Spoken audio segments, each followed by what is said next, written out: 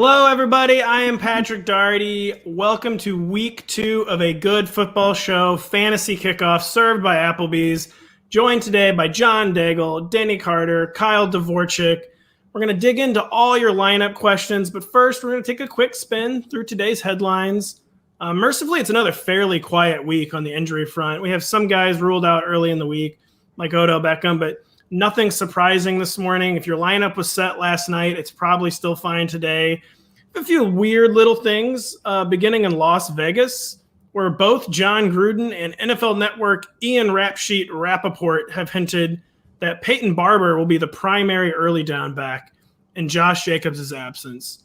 John, do we believe this at all? And can we trust Kenyan Drake as a plug-and-play RB2? Or is John Gruden one of those guys where he's serious about his shtick and he's very serious about this Peyton Barber business? Well, he tried to be serious about his shtick with Josh Jacobs in week 1, but Kenyan Drake inevitably ended up matching Jacobs in touches 11-11 because that's just the way game script worked out. When you have to put your foot on the gas because you're down or trying to match with the Ravens the entire time into overtime, you have to use a more spectacular player in the receiving game, and that's what happens today because the Raiders are staring down the barrel of a horrific spot this afternoon.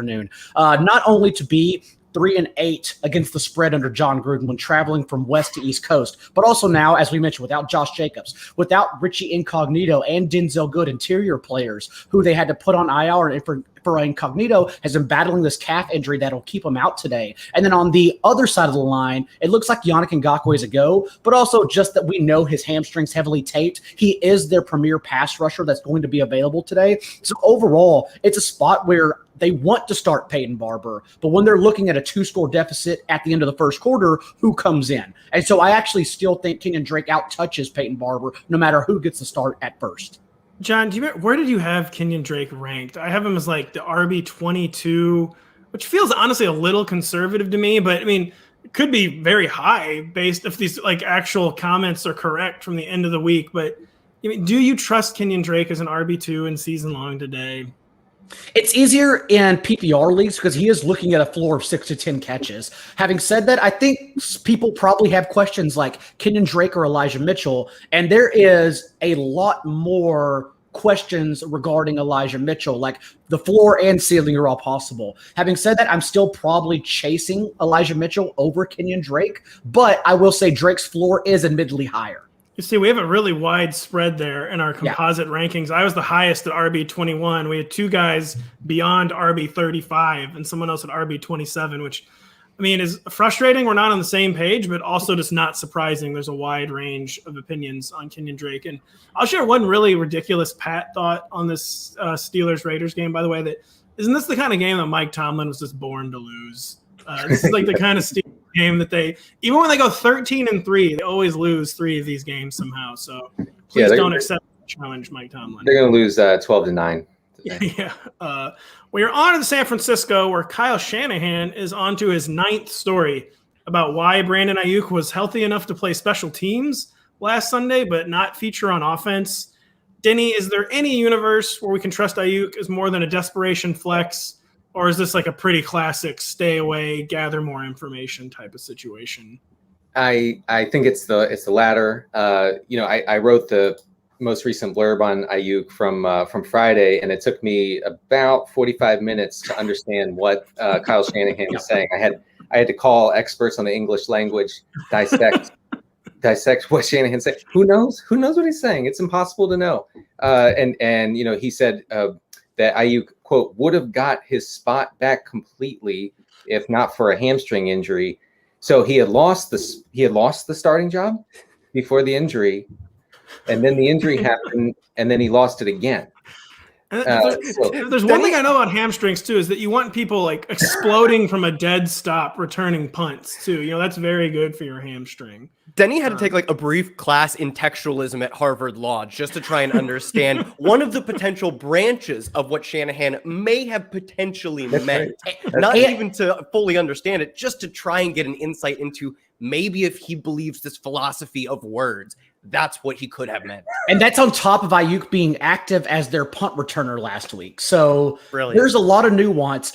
No one can tell you, if they tell you to start Aiyuk, they don't have an educated guess. Like, there's no right or wrong answer. It's a matter of, like, what are you willing to take into your lineup? Because you are probably looking at a zero, but then again, we don't know. There is no educated answer for Aiyuk today. It's a player you want to see go off on your bench, most likely. Yeah, I think we would all agree there's no educated guess process to take here. It's kind of like you just the monkey you have typing on the typewriter in your brain. You just take whatever random answer he gives you, and that's what you do. Start sits with Aiyuk or just analogies. Like, you just send them to the heavens. Like, they don't exist. I would expect increased snaps. I mean, I think that's in the cards for Aiyuk. But what does that mean exactly for fantasy purposes? You're in a 12-team league. You have to have a better option. Yeah, you have to. Kyle, Ramondre Stevenson took the fumble fall for Damian Harris. He was a healthy scratch today. Do we feel safe plugging Damian in as a top 20 running back, a solid RB2? What's a really, really good matchup for the Patriots and the Jets? Or is there any residual fear there from the game-costing fumble last Sunday? Yeah, I mean, like, there will always be residual fear of retaliation for Bill Belichick, but the fact that he's active and the fact that his backup is inactive, Ramondre Stevenson gets swapped out for JJ Taylor, who he looks like he would be the typical Dion Lewis, James White backup, but he saw 255 carries in his peak season at college. So I think maybe there is some risk that he gets some run, but no, I mean, I think as far as, the matchup goes, it's perfect. They're favorites against a bad Jets defense, a reasonable implied team total at 25 points, high touchdown probability because of that. So yeah, I think Damian Harris is perfectly fine. Even if I guess of all the running backs in the league, him and Ronald Jones are the most likely to be yeah, they could play some good time this week and then see 8 snaps. But outside of that sort of black swan event tail end outcome, the median does look good. It's a perfect matchup for the between the tackles talent that Damian Harris is. You're on mute, Pat. He's on mute, but he's really mute. Into it is the thing.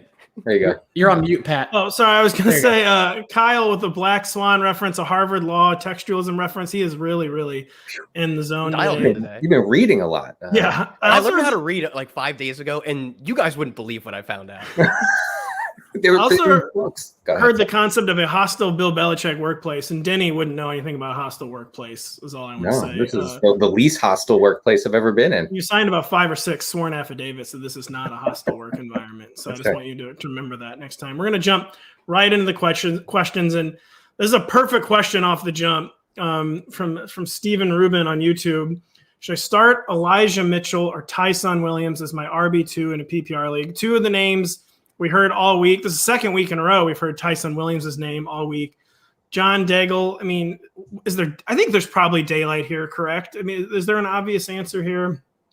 I think Elijah Mitchell's pretty obvious, and that's with us still unsure about his floor or ceiling. But Tyson Williams, we know, only 11 snaps in the second half last week, and then they came out, not only Harbaugh, but also OC Greg Roman, and said the days of one running back are just over this week. We have 2 blurbs on it that they called up Devonta Freeman midweek, and they're supposedly going to use all 3 backs between Freeman, Williams, and Latavius Murray today. Murray, who did not look good, but also had the 8-yard touchdown used inside the 10-yard line. So whether we think or know Williams is the better talent among those, that has become more of a long-term bet. That's why we're not dropping him. We're still keeping him. But starting over a player we know is at least in a committee role like Mitchell, that's the player we have to start. Yeah, we have our start-sit tool right here, projecting 11.2 PPR points for Elijah Mitchell, 10.3 for Tyson Williams.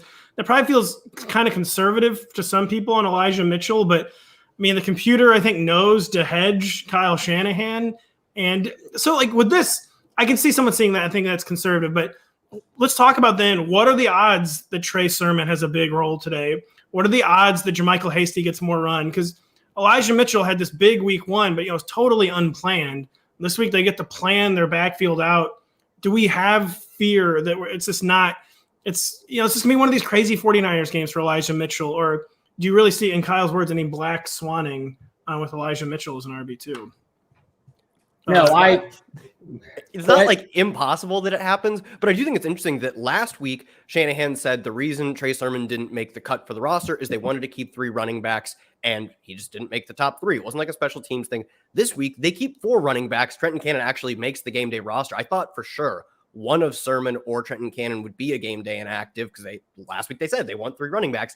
Now, as soon as Trey Sermon is forced to step into that RB3 role, they're like, well, I don't know, maybe let's keep 4 running backs just this one time. So because of that, I actually think that's probably a good sign for Elijah Mitchell, that they weren't comfortable only having Trey Sermon as their 3rd running back. I think the thing would be, like, if anything, it would be maybe JaMychal Hasty comes in and sees more of a split. It's just not every carry goes to Elijah Mitchell, because, like you said, they didn't plan to have Elijah Mitchell see 19 carries last week. It could be a split between him and one of the backups. My guess would be Hasty. But if I had to put a number on it, I'd probably say he projects for 15.5 carries if I had to guess.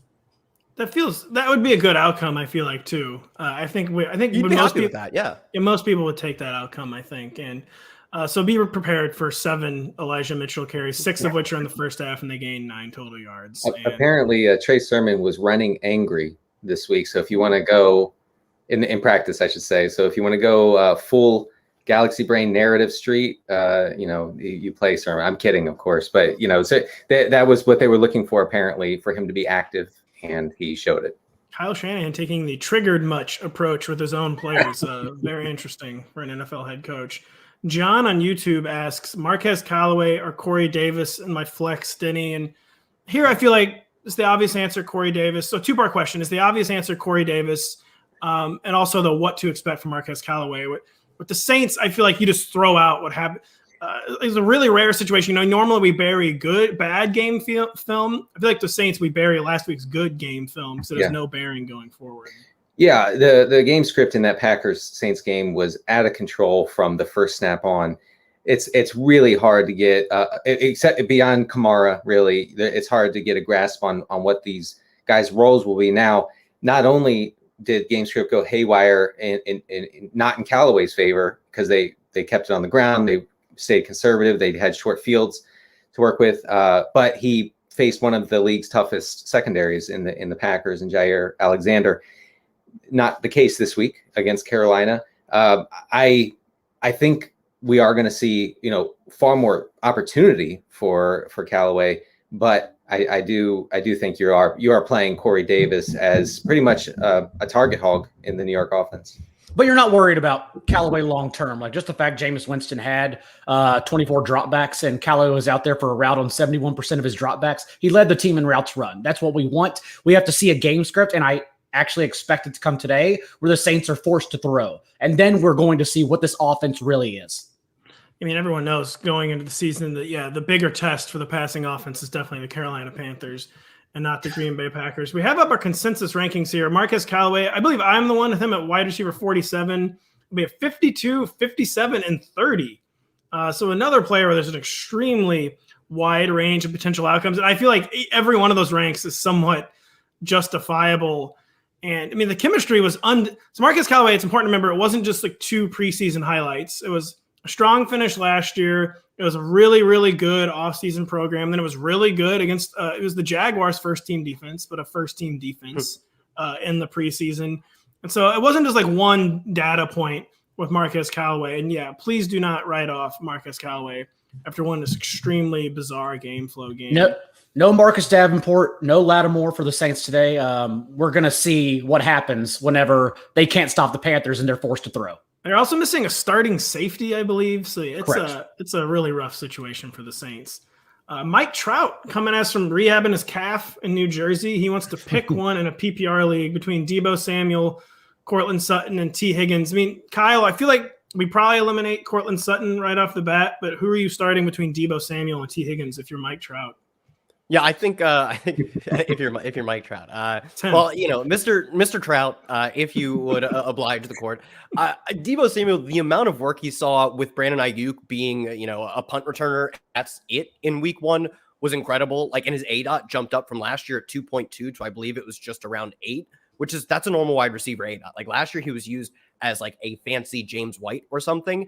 And this year, at least in one game, it's only a 1-game sample, but it's also how he was used as a rookie. So it does fit with that prior we have on him. He was used like, even if it was just a Jarvis Landry, that is like orders of magnitude better than we saw last year. And that's perfect for him. If you can push him just a little bit farther down the field, it's not going to impact his ability to produce yak much, but it's going to up his air yards by literally a factor of 4, which is going to lead to him getting more yards. And I'm not confident because, like we said, Brandon Aiyuk, just a complete black box. I have no clue. We could see 8 targets from him. We could see 8 snaps from him. But given what we saw last week, I think it's reasonable to project Deebo Samuel to be clearly his team's wide receiver 1. It's a good offense. It's probably an offense that projects to score more points than the Bengals. And T. Higgins, we don't know if he's his team's wide receiver 1. He could be the 1B. He could be the straight up 2. He could be the 1A or the 1. So I think I feel more confident pegging the target share, the air yard share for Deebo Samuel than I do with T. Higgins. And the offense doesn't provide like much of a tiebreaker. It's not like I'm clamoring to get Bengals on my team. I still feel good about the San Francisco offense. So I take Deebo here. Yeah, that was some of the most fascinating usage in the entire league in week 1 from Deebo Samuel. Against a bad defense, but that was something you take notice of with Deebo Samuel. On YouTube, we have the ghost of Tom Jode chiming in. Who wants to know who to start in his flex in a PPR league? Jamar Chase, John, Kareem Hunt, or Kenyan Drake. So this is kind of like a money where your mouth is type question with Kenyan Drake. All 3 of these guys, I feel like you can make a case for. Who are you taking? Lots of celebrities in the chat today. Yeah. And I will go Jamar Chase. Everything you want to see after he apparently couldn't catch a football after being a professional football player throughout the preseason, led in every category. And yes, we say that in snaps and targets because T. Higgins left for a few possessions, got carted off to receive an IV. All will be available today. But there is some reason to maybe think that they're going to have to pass more the Bengals after having the league's 8th highest run play rate and neutral game script last week. That does not fit what they did last year. Not only that, but David Montgomery just looking good. We know that's how the Bears are going to attack, especially after they were the only team in the league to not have a single pass travel 15 plus yards downfield. And so if Montgomery can carry them to any sort of lead, the Bengals will have to throw more. So we trust in Chase's workload this week. Denny and I had to be carted off to get IVs after 2 days of drinking in Canton, Ohio earlier this summer, by the way. And by drinking, you mean 3 beers. Yeah, it was, a dad amount of drinking, but I need an IV after every 2 beers, I get an IV. Hey, that works. Christopher Hammond on YouTube, kind of one of the lower end questions. So this guy's got like a legit tough decision. AJ Dillon, Javonte Williams, or Tyson Williams, Denny. How do we feel about Javonte Williams this week? Did we get any clarity? I feel like that was a situation where entered the season as a 50-50 and just remained a full 50-50 after week 1. We received 0 clarity. Am I correct? It was almost a perfect split. Javonte did out carry Melvin Gordon. Melvin Gordon got the long touchdown, so the box score looks very tilted, as are Javonte Williams drafters. I'm going to cut you off there. I will say that is part of Melvin Gordon's game. I'll just say that is you start Melvin Gordon hoping for a long time. I got to spend the next 10 minutes of the show defending Melvin Gordon. Danny, I'm sorry to cut you off. Right? Yeah, no, Gordon's a good start. Out of Dillon, Javonte Williams, and Tyson, Tyson for me is not in the discussion here. It's between Dillon and Javonte, and I think game script will be such in the Denver game that I'm going Javonte for the upside.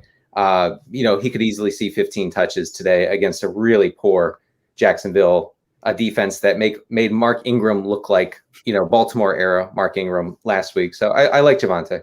Kyle and John, would you both start AJ Dillon over Tyson Williams, or is this a Denny only phenomenon beginning with Kyle? No, this is not a Denny-only phenomenon. I think we expect to see something of a 50-50 split. Last week, the Broncos weren't pushed too hard to be like fighting from fighting from even a close game towards the end of that game. So maybe you can say, well, we don't expect that perfect 50-50. If the team really needs it, it could be Melvin Gordon. I think that's the best you can do to knock down Javonte Williams, that he's maybe a 60-40 split. And like Denny said, versus like the Jaguars, who made not only Mark Ingram look good, but made David Johnson look good, made Philip Lindsay look good. They gave up top 5 fantasy points to an entire running back cohort last week. There should be no problem. I'm perfectly fine taking 40% of the backfield carries against that team. Yeah, I am going Javonte Williams as well. Melvin Gordon averaged exactly what he did last year. 10 games with Philip Lindsay, 14 touches with Javonte. Had 31 yards until that 70-yard touchdown scamper. So the box score is a little bit fake for Melvin Gordon. But overall, you would think, even though it's on the road, perhaps a bit scary, especially in week 2 since we're still gauging what we actually know. But you would think this is a good spot for the Broncos' run game against the Jaguars. Really quick, I'm going to take you guys into my sick world where I do a confidence points pool every week. And I didn't do it, but I badly wanted to put 1 or 2 points on the Jaguars to win their home opener against the Broncos. I could kind of, especially after the Giants were so bad on defense, that tells us, oh, maybe it was the Giants defense why Bridgewater was so good. So I can actually kind of see it, Pat. I didn't do it, but I should pause the show and go do that. I'm gonna go pick the Jaguars. I think. I'm pretty much betting money line on PointsBet, everyone. By the way, where the Panthers are still 3.5-point dogs. So go ahead and jump on that during the show as well. Darley Kazo on YouTube. I'm gonna stay with John on this one. Wants to know Antonio Brown or Bob Woods half PPR. I feel like after last week, it has to be Antonio Brown. But are we overrating? 3 like really good like GIF type plays from Antonio Brown, or is he really back in the top 24? Well, I mean, usage wise, Robert Woods is frightening. Judging by last week. Now, you're not avoiding him at all costs or anything. Like you're not playing like wide receiver 4s over Robert Woods. Don't freak out. But if you have an option like Antonio Brown in an offense with the Bucs have the highest implied total of the week, Antonio Brown appeared to be the number 1 A or B at worst target for Tom Brady on last Thursday against Dallas. It's Brown by a large margin, I think. Large margin. I mean, it's one game, folks, for Bob Woods. Is Sean McVay that out of love with Robert Woods? You think, John? You just look like you have thoughts. Oh, it's just close. I don't think this start sit loses your matchup. That's the good thing. Having said that, if we're nitpicking and have to find the right player, maybe it is Brown since the Bucs are 12.5-point favorites. It's not a question of the Falcons stopping the Bucs. It's a matter of can the Falcons keep up with the Bucs. So that one side we're not worried about whatsoever. Now 9 regular season games with Tom Brady, Mike Evans, and Chris Godwin. Antonio Brown has had a top 12 finish in 5 of them. So we knew he was underrated in drafts, and now we're seeing it all put together on the field as well. It still seems like a bit of a whack-a-mole with those receivers. 2 will always go off, leaving 1 hanging out to dry. That's why in DFS, Mike Evans is a pretty popular play since he was left behind last week. But overall, I think Brown's floor is probably higher than Woods. It looks like 3 of the 4 of us agree that AB is already back to wide receiver 2 status. We have not fully faded Bob Woods, though. I think that's honestly the right call. We're talking about weird, wacky week 1 game flows. The Bears were making life too easy on the Rams, and I feel like we don't really have a true picture yet of how that offense. Definitely something you take pause when Robert Woods is running the 5th most routes. I mean, that's not something you can just ignore, but you can also maybe acknowledge strange situation. John just mentioned Mike Evans. How confident are we? Philly Cuts wants to know when it comes to Mike Evans this season, Kyle, is Tom Brady going to do the veteran thing? All right, Mike Evans, I left him out on Trayvon Diggs' island last week. Let's get him back involved this week. How confident are we in Mike Evans today and going forward, say, as a top 18 wide receiver? Yeah, pretty confident top 18. I would imagine that he's been a top 18 receiver, at least in points per game in every single one of his years. If not, it's got to be close because I know he started his career with 7 straight 1,000-yard seasons, and he's one of at least one, maybe only 2 players who can say that. We just have such a strong prior, but literally one of the strongest priors ever in terms of age-adjusted production, doing what he's done to this point in his career, that Mike Evans is able to get targets and able to produce yards. Now he plays on a team that right now has a 32 implied team total, and we know even when they're leading are still very comfortable passing. Sure, he will probably not have the same target share he had 3 years ago, the same air yard share he had 3 years ago, because he has way more competition, good skilled competition for targets and air yards. That's perfectly fine because the offense, the pie has increased so much with Tom Brady playing this aggressive style. I have no concerns about Mike Evans as a solid wide receiver 2 play. And I still think he has that sort of borderline 1, that 10, 12, 13 type of upside to him at least.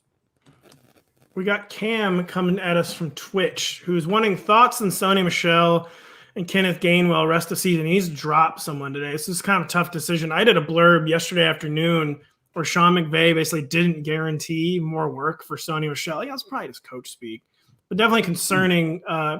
Denny, what are your thoughts? Do you have any faith in Sony Michel? Just Kenneth Gainwell going to get enough work? Who do you have more faith in? Who would you drop? I mean, like our blurb said the other day, Sean McVay was evasive, to put it mildly, when asked about Sony Michel's role going forward. That's not what we were expecting, at least not what I was expecting when McVay traded for Michel not too long ago.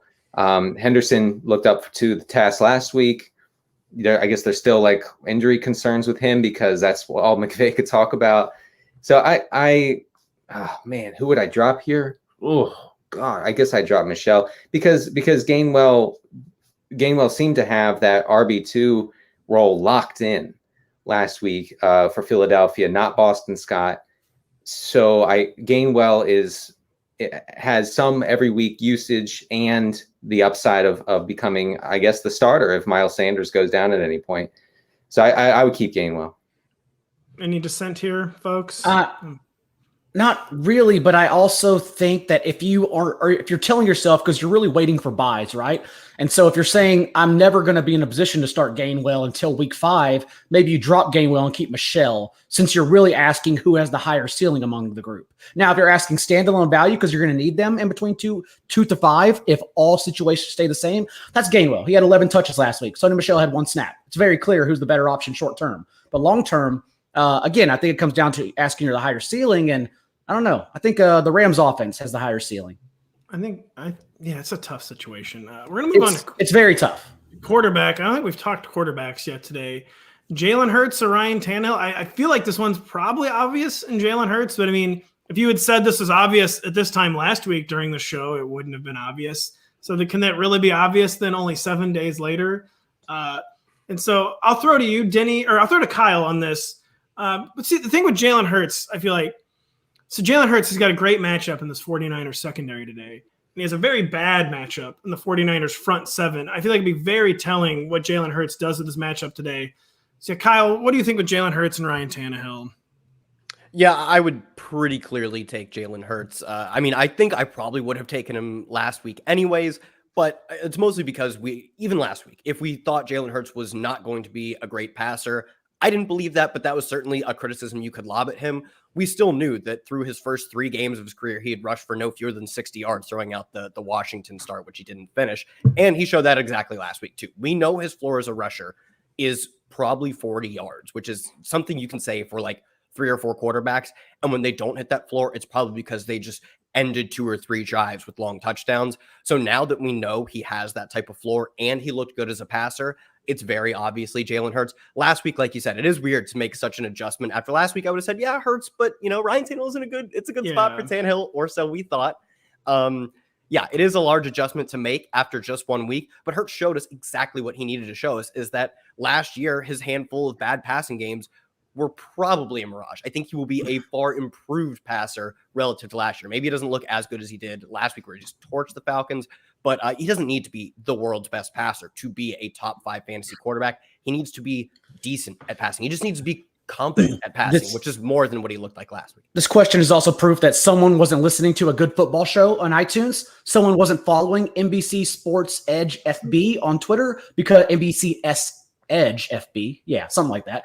Because we answered this question. It's actually a social media clip. It's on there. I was ranting how it's such a good matchup for Jalen Hurts. And although Tannehill's probably a good play, when you have Jalen Hurts, why risk it? Why take the downside that they're just a bad Titans offense? You have Jalen Hurts.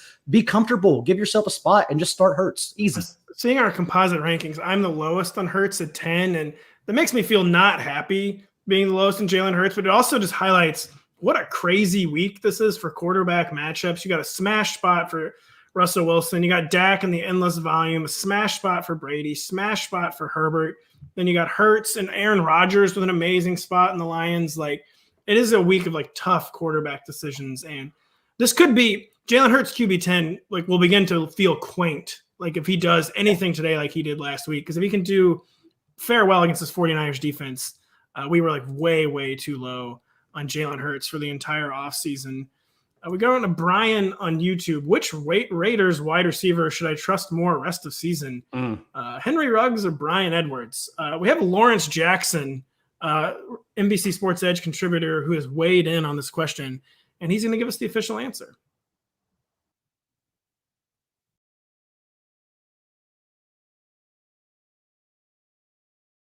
Is the Raiders wide receiver Bryan Edwards that real deal? That's simple. Yes. You gotta get the ball thrown to him. But make no mistake, Darren Waller gonna be the man there for a little minute. He was all shocked to see that he ain't have a one target in like the first 56, 57 minutes of the game. Man, I thought that boy Derek Carr part of the FBI the way he was looking for and targeting Darren Waller like that. Closing his eye like, hey man, that boy out there somewhere. You get the young man the ball. John Gruden, Derek Carr, they raided him up all summer, making all these plays. We want more Bryan Edwards, period. Had him coming into the season at my wide receiver 30. I'm gonna hold to that. I think the Raiders seeing that him making those big catches in the clutch will get him more involved now. He damn near won them the game. When people do lock up Darren Waller, you gon' need somebody else to go to. Now, Hunter Renfrow is a beast in that slot, and Ruggs do got that speed. That next guy gotta be Bryan Edwards. Prototype possession wide receiver. Tools and the skills is there to be that flex play. Wide receiver 3, low-end wide receiver 2. He just need the opportunity.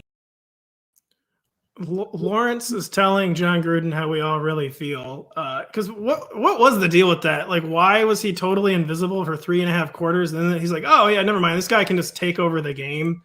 He's good enough to take over the game. And that was very – is Bryan Edwards – is Henry Ruggs a dead letter at this point? Or is the only eggs – the only basket to put any Raiders receiver eggs in is it Bryan Edwards at this point? Who wants to?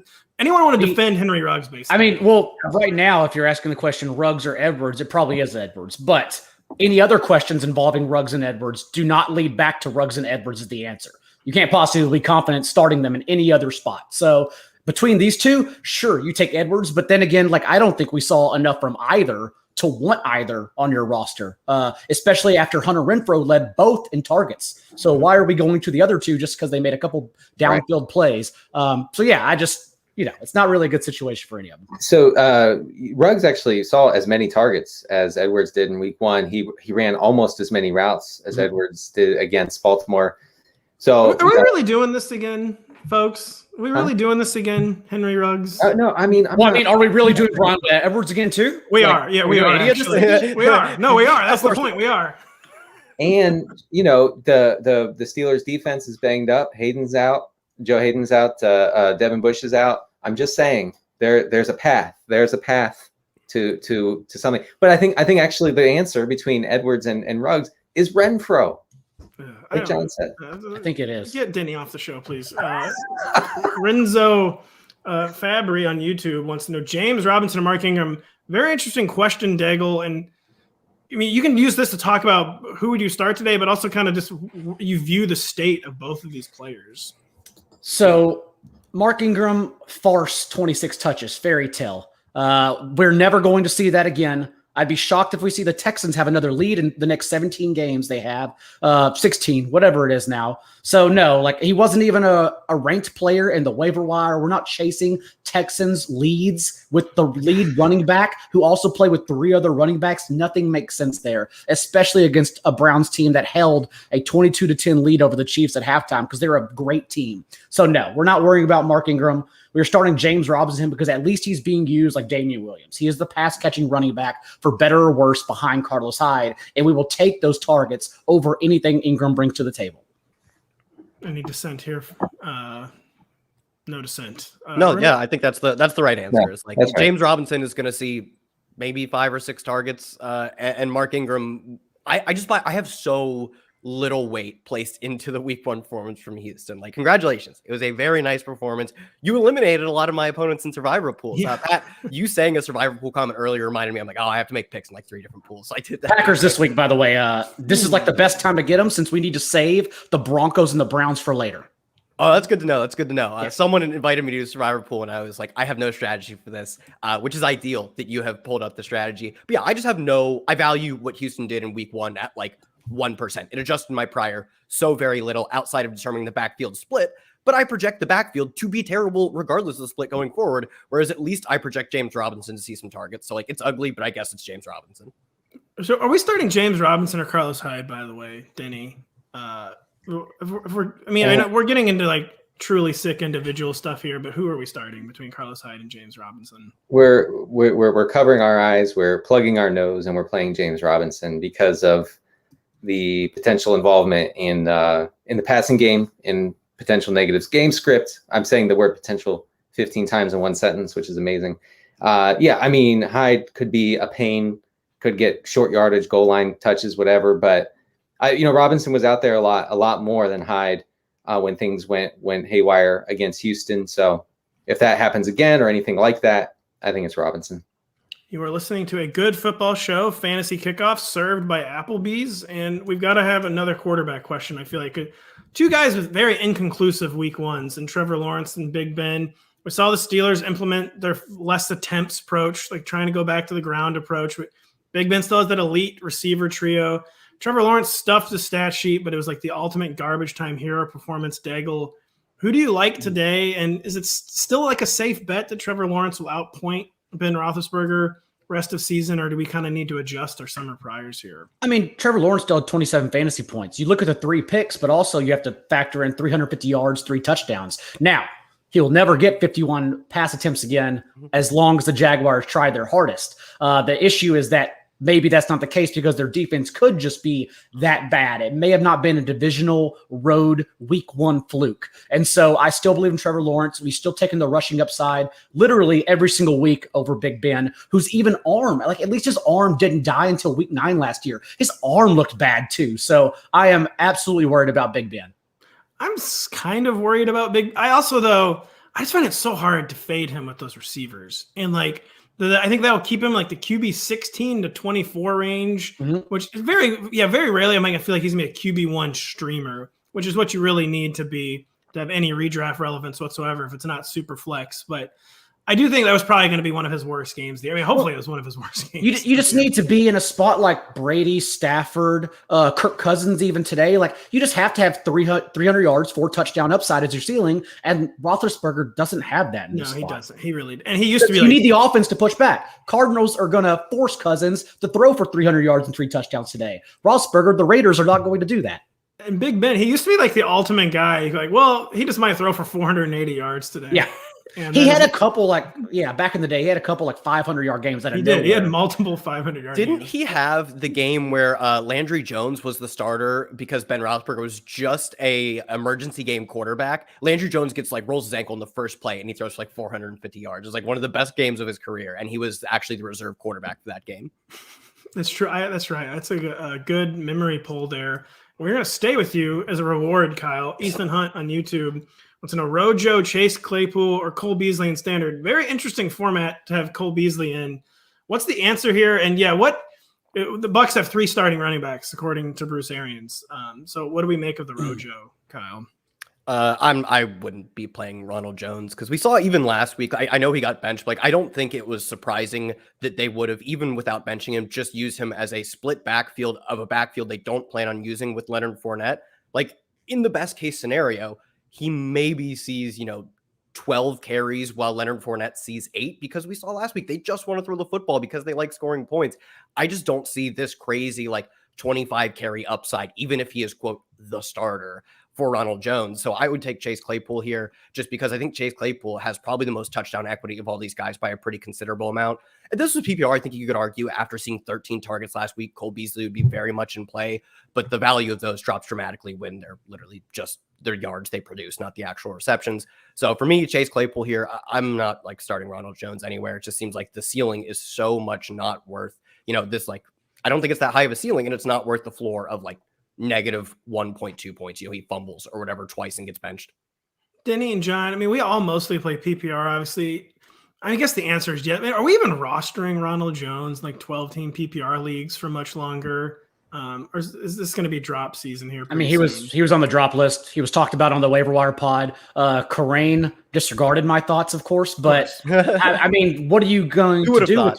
Even when, and I had him on the drop list, I purposely put him there the day Arians called him a starter, and then everyone questioned saying he just called him a starter. And it's and it doesn't matter. How many times do we have to repeat history before you learn your lesson? It's ignorance. Otherwise, it becomes education. I've become educated in Arians' words, and I know it doesn't matter what he says about the backfield. Ronald Jones will start, and then that is just a toss-up. Maybe he could have 100 yards and a couple touchdowns. Of course, that's in his range of outcomes. But it's not what we should expect, nor should you think just because Arians said something, we believe that. Ronald Jones is the RB1 on most of my teams. So. I believe that too, actually. Daigle's been Arians pilled, and creating confrontation with your waivers co-host right off the bat. The biggest Rojo fan in the industry, Pat Kareem. We might have more hostile workplace complaints around here soon. It's gonna be an interesting year at NBC Sports Edge. It is. Fantasy Man on YouTube wants to know James White or James Conner in standard scoring. Denny, does Ramondre Stevenson being inactive change the calculus on this? Standard? Oh, come on. Yeah, I mean, I was all ready to fire off James White and get on to the next one if it was PPR, but come on. All right. I mean, Connor saw most of his work last week when the game was a little bit of out of hand and then a lot of out of hand, against the Titans. So it's really hard to nail him down for a good, good amount of usage against Minnesota. It should be a high scoring game, but I don't know if he's going to be part of that. I guess it's James White. Jeez. Sorry. Really? I mean, I think actually it is James Conner in standard. He's got some goal line look. He's got some early down carry. I think that game's going to be a shootout. Denny's wrong. It's James. He out-carried Chase Edmonds 4-1 in the red zone. No guarantee that those were early quarter, first, second quarter, because by the third quarter the game was close to over. But he does look unsurprisingly be the red zone back in standard. That is more valuable, obviously, because the value of all things that aren't receptions goes up relative to receptions being 0 points. So I guess it's James Conner. He is the prototypical. You can play him in a standard league, and I guess we get standard league questions. Pat, whenever you retweet the link to the show, all the standard goons come out asking their standard league questions. Yeah, I haven't adjusted my brain for standard scoring. I understand being overruled, and I will deal with that. I haven't played in a standard league, honestly, maybe ever. The league I'm in it's well beyond standard. It's 90s standard, which is basically I don't even know what kind of drugs they were on when they came up with the scoring in the 90s, but it was different than it is now. Michael Mazzara, a big Denny fan on YouTube, needs 2 R running backs in PPR: Zach Moss, Sony Michel, Damian Harris, or Tyson. Mike, that's not actually that bad of a crew. Well, actually, yeah, it is. Denny, is it the latter two? For your 0 RB all-star here. Yeah. It's Harris and Williams. I mean, who knows how they're going to use Moss, if much at all. And we have already talked about Sony. So yeah, Harris and Tyson Season. Yeah, it's the season. All right. And John, by the way, we need to have a talk about that. We've never actually formally talked about your season pronunciation. And John, we're going to stay with John. So we're not getting more Kenyan Drake questions. This is a very interesting question. I feel like Mike Davis against the Bucks, who just eliminated Ezekiel Elliott even in a shootout, or Kenyan Drake, who apparently has Peyton Barber concerns. What are we feeling, John? I think I'll actually still go Davis for the workload. These two are practically the same player in the same spot. Having said that, I believe Mike Davis will still have goal line touches, more of a role ahead of Cordell Patterson, who was involved intricately as both a receiver, a tight end, and a running back at times, 13 snaps from the backfield. So I'm still going Mike Davis for the workload, the catches and the carries. The carries were there. I understand they did not happen still against the Eagles front seven. But yeah, the workload's still there. I'm going Mike Davis. I think there's enough of the workload still there. We're going to go to, I read this as James O'Shaughnessy, which shows you where all of our heads are at. 2 quick hits and half PPR. This is it. Jared Cook or Jonas Smith. We got the amazing matchup for Jared Cook. Jonas Smith had kind of uncertain week 1 usage. I mean, I guess not really uncertain week. He was on the injury report this week. What are we thinking of Jared Cook and Jonas Smith? I mean, it's obviously Jared Cook. Not only did he see he saw 7 or 8 targets in week 1, looked like a pretty consistent part of an offense that now in this week, like it's perfectly fine to target the Chargers versus Washington. You want every piece of this game in the Dallas matchup because it has somewhere between a 54 and a 55 point total, depending on what book you're looking at. So it's very clearly the guy who is not in a tight end by committee on a team that wants to run the ball first. It's Jared Cook. And on the other part, I guess Juju Smith-Schuster, but maybe a question for Daigle, given that let's look at the tight ends here real quick, because the staff agrees with you on Jonnu Smith. We've got him as the tight end 18. We've all got him almost exactly ranked as the tight end 18. I have a question for, I don't know who wants to take it. I mean, am I wrong? I've been kind of stubbornly holding out some Hunter Henry hope. I feel like he will be the red zone option for the Patriots. Kendrick Bourne was kind of a red zone guy in San Francisco. I feel like Jonas Smith can be a red zone guy. I think the Patriots really need Hunter Henry in the red zone. And am I crazy to think Hunter Henry will be the preferred like season-long scoring output guy over Jonnu Smith, or does Jonnu just have like too versatile, too nice of a skill set? John. I leaned Hunter Henry over Jonnu before the season anyways. Usage last week, both heavily involved, but also like nothing to get too excited about. And again, today against the Jets, we expect them to lean on the run a lot more because it's probably going to be a pretty easy win. So I don't know. I don't have a lean either way. I'd still say Henry the rest of the season. Jonnu is active today, correct? He is. Okay. Yes, he was made active, yeah. Okay, yeah. So yeah, I mean, it's still Henry for me, but like the question then becomes, who do you start Henry over? And that's kind of like we saw 9 guys that we're confident in from week 1 that are running like a route on over 70% of dropbacks. That's just how they're used. And Henry was borderline that guy. So I don't know. He's not like a tight end 1 for me, if that's what you're asking. Boomer stat, all 3 of his catches came in the second half. They made the adjustment. I don't know what to do with that stat. It's worthless, totally worthless stat. If I were John O'Shaughnessy, I would simply start my cousin James. Yeah, exactly. And so the Patriots, I want them to adjust the tight end ranks. We have no idea if they will. Denny has, of course, given advice on what has necessitated adjustments to the rankings this week. And I'm sure it's all very, very informative. You have 14 minutes for lineups are locked. Denny, let's see what we adjusted this week. Hey everyone, Denny Carter here with NBC Sports Edge with another edition of Adjust the Ranks. Today we start with Chargers quarterback Justin Herbert, who was featured in a recent Got Milk ad saying, quote, "Milk has helped me overcome injuries." First off, I can't help but notice that water is suspiciously missing from Justin Herbert's recovery regimen. And second, since milk is readily available in the Los Angeles area at all times, we can expect Justin Herbert to recover fairly quickly from serious injuries. High ankle sprain? Is Justin Herbert out 3 weeks, 4 weeks? Is he out 6 weeks? No. Herbert's out 1 week. Why?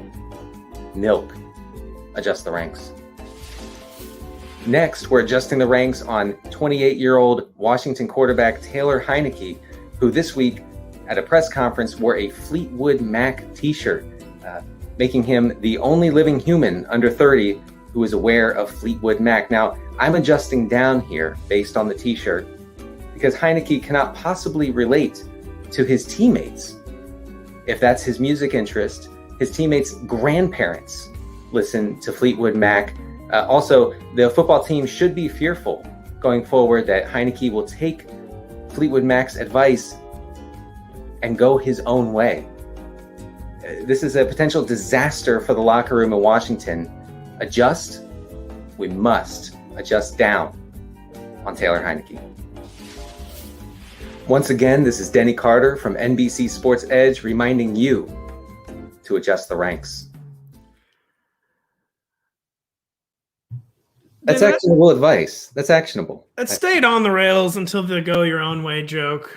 It stayed on there. Kyle, not to put you on the spot, can you name a Fleetwood Mac song?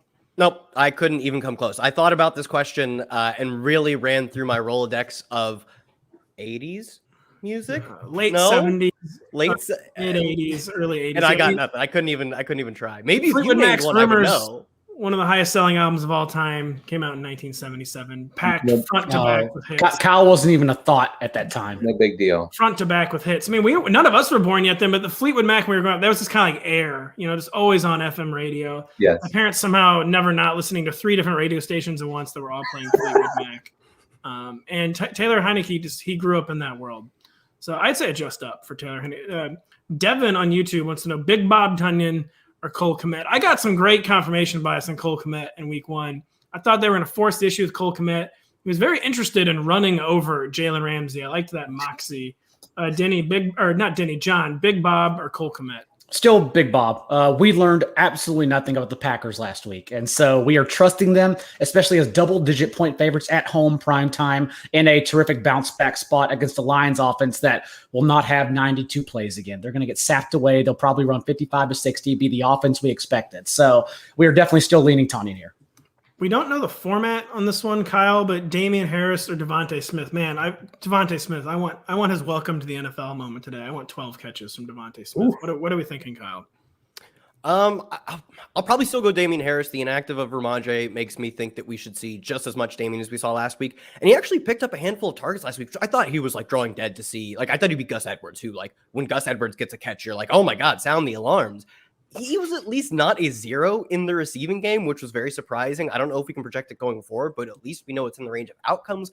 I think it's a very close question. I would generally lean towards Harris, but I don't think there's a bad answer here, especially because I have grown increasingly high on the Eagles offense. Denny is hijacking the end of the show and has to talk about kickers apparently. So Denny, who are kicker streamers this week? Because honestly, this is like actually very relatable. This is a lot of times when I will be adding a kicker at 12:50 Eastern. So who are your kicker plays of the week? All right, I'm going to be quick here. You can find this on my kicker column, which goes up on Tuesday afternoons. We have Ryan Suckup, high total against Atlanta. He might not have a ton of opportunity, but the Bucs will just run roughshod over the Falcons. He should benefit. Brandon McManus is the cover boy on this week's kicker corner. Get him, I think, anywhere you can. Great matchup against the Jags. We have Chase McLaughlin from the Browns. He's a Browns kicker. So who's Chase McLaughlin on? Come on, Chase McLaughlin. They're against Houston, huge favorite at home. No weather to speak of, so we are rolling with Chase if you can't get McManus. And then if you have Matt Prater from last week, who I mentioned, again, Arizona's kicker, they have a potentially high-scoring shootout type game against Minnesota.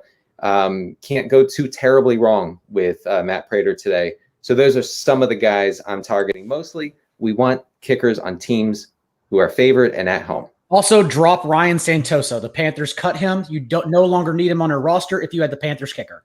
Denny, a super quick kicker thought. Do you factor in domes at all? No. I do factor in weather, wind, particularly if it's over 20 miles an hour. But no, I don't like make a concerted effort to say, I got to get this guy in the dome. He has a Bermuda grass model. Yeah, the Bermuda grass. We're going to get one more question, then we're going to get Daigle's DFS thought of the day. Robbie Anderson and Jacoby Myers. This one I think is not that close. Daigle, we'll have you answer this question, then we'll see into your DFS thought of the day. I'm still going Robbie Anderson. Again, I love the matchup for the Panthers all around. Now, is it worrisome that Anderson's 9% target share with Terrace Marshall active last week was the lowest of his career with the Panthers so far? Absolutely. But after leading the team in targets last year, we still very much believe in Robbie Anderson. So I would like to still start him, and let's go one more week seeing how this offense shakes out as a whole. All right, Daigle, give us the DFS wisdom. I might cram one more lineup in. I don't know if it'll be as good as my Matt Ryan tournament lineup, but what is some DFS? I don't hate it. So we got 6 minutes to figure this out, and I will say that we know who the chalk is among this early slate. People are going to play Rams wide receivers. They're going to play Najee Harris at running back. And all I will ask is that just envision this not as a tournament to score the higher points, but imagine that you are trying to beat your opponents. And what that entails for this slate, one of the most unique and fun slates we've ever had, honestly, is that we are using the afternoon slate, which has the best games by far from a DFS stance, to make our decisions for. It's almost like a playoff slate, Daigle. Sorry to cut you off there, but when I was making the lineups, it felt like I was making like a divisional round. You were using the flex. You're using most of your options to see what your opponents have. So if you have a contrarian option like a Callaway, a Christian McCaffrey, who I think will come in under rostered, that's fine because you learn more about your opponents. You know, if a player hits at a less percentage, then you can feel comfortable with Dak and Herbert and those offenses because that's where everyone's going to go. But if you play a Najee Harris, if you play a Robert Woods, Cooper Kupp, and they hit at 20+% roster numbers, you learn absolutely nothing. You still have no idea if you can play Dak or Herbert and actually feel comfortable getting to a 1% lineup. So I would say avoid Stafford, who doesn't have the rushing floor, thus we don't need to worry about. The only quarterback, literally the only one I would play from this first slate of games is Josh Allen, because we know he has the ceiling to bust this slate anyways. But beyond that, no one else has the rushing floor or upside that he does. So I would just say avoid all those situations, leave placeholders in place for the afternoon slate, and then you know if you need to pivot to Kirk Cousins at low ownership or go higher and you can go Dak and Herbert because you had single-digit percentage guys. Just use the morning to entail your decisions in the afternoon.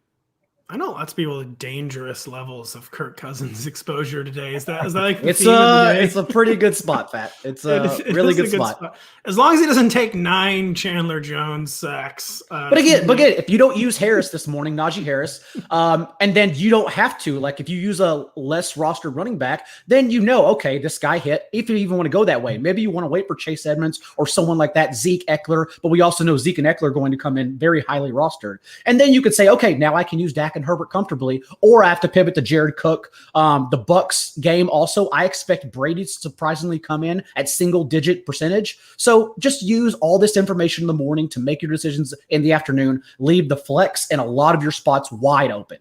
And that puts a bow on a good football show fantasy kickoff served by Applebee's for week 2.